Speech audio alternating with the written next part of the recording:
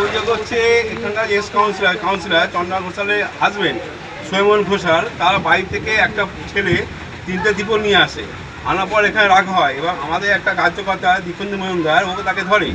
ধরার পর আমরা এই অফিসটা খুলে দেখছি ভেতরে একটা গোডাউনের মধ্যে ভর্তি দীপল রয়েছে, প্রচুর স্ট্রিট লাইট যেগুলো সারা মানুষকে দেওয়া হয়নি, এবং কম্বল এবং জনসাধারণের যে রাস্তাঘাটের যে সমস্ত বিচিগুলো দেওয়া হয় সেইগুলো বস্তা বস্তা নষ্ট করেছে।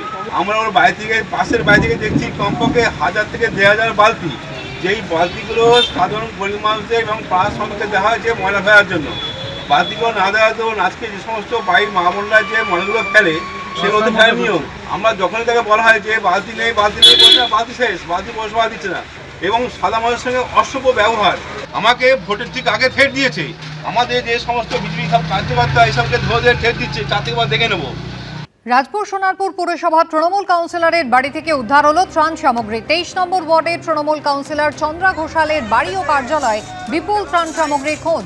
উদ্ধার প্রচুর স্ট্রিট লাইট, ট্রিপল, সিমেন্টের বস্তা, বালতি, ব্লিচিং পাউডার। এই ত্রাণ সামগ্রী অন্যত্র সরিয়ে নিয়ে যাওয়া হচ্ছিল বলে অভিযোগ। ঘটনাকে ঘিরে এলাকায় উত্তেজনা ছড়ায়, চোর চোর স্লোগান দেন স্থানীয়রা।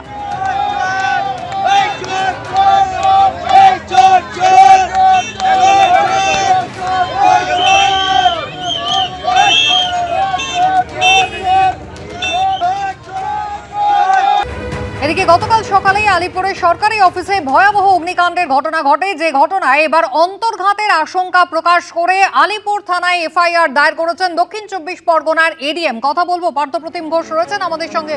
পার্থ, এখনো পর্যন্ত কি কি জানা যাচ্ছে? আজকে তো ফরেন্সিকেরও আসার কথা রয়েছে।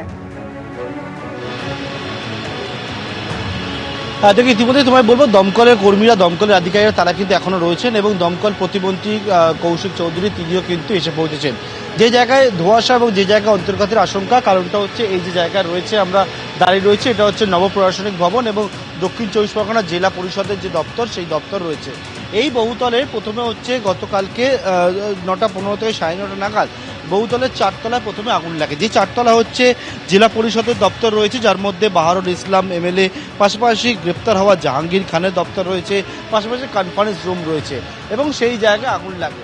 আগুন লাগার পর দমকল এখানে জানায় যে 11:30 থেকে 11:50-এর মধ্যে আগুনকে তারা কন্ট্রোল হিসেবে জানায়, কিন্তু কন্ট্রোল হয়ে যাওয়ার পরবর্তীকালে হঠাৎ দেখতে পাওয়া যায় যে 4তলা এবং 5তলার কিছুটা অংশ ক্ষতিগ্রস্ত হলেও হঠাৎ করে দেখা যায় যে 9তলা এবং 9তলায় দাউ দাউ করে আগুন জ্বলছে এবং সেই আগুন 10তলাতেও ছড়িয়ে গেল। 9তলাতে যে জায়গায় আগুন জ্বলছে দেখা যায় সেখানে হচ্ছে মিড ডে মিল সেকশন রয়েছে এবং 10তলাতে যে জায়গায় আগুন ছড়ায় সেখানে হচ্ছে ইভিএম এর স্ট্রং রুম রয়েছে। এই যে মাঝের যে ফ্লোর রয়েছে, অর্থাৎ 4-5-এর পরে হচ্ছে 6-7-8, এই তলগুলিতে ভেতরে কিন্তু আগুন লাগেনি বলে দমকল দেখতে পায় এবং তার জন্যই তারা বলছে যে তারা দমকলের পরিবেশে যাকে বলে আনইউজুয়াল ফায়ার, এবং তারা বলছেন যে ভেতরে সেই অর্থে আগুন যখন লাগলো না মাঝের ফ্লোরগুলিতে, হঠাৎ করে এই ফায়ার ট্রাভেল করলো কিভাবে 9তলায় এবং তার পরবর্তীতে 10তলায় লেগে গেল।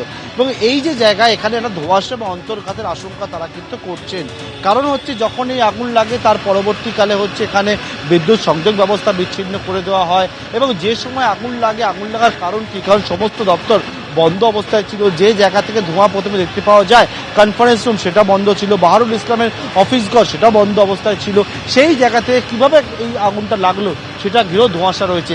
যারা ওপরে আটকে ছিলেন তার মধ্যে থেকে একজনকে পরবর্তীকালে দমকল এখান থেকে উদ্ধার করে, কিন্তু তিনি আটকে থাকলেন কি করে? তিনি হচ্ছে এখানকার কর্মী, তিনি হচ্ছেন গোটা বিষয় পরিচিত।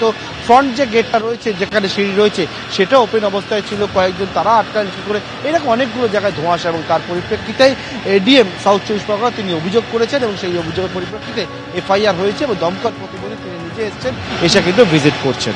ধন্যবাদ। এবিপি আনন্দ, এগিয়ে থাকে, এগিয়ে রাখে।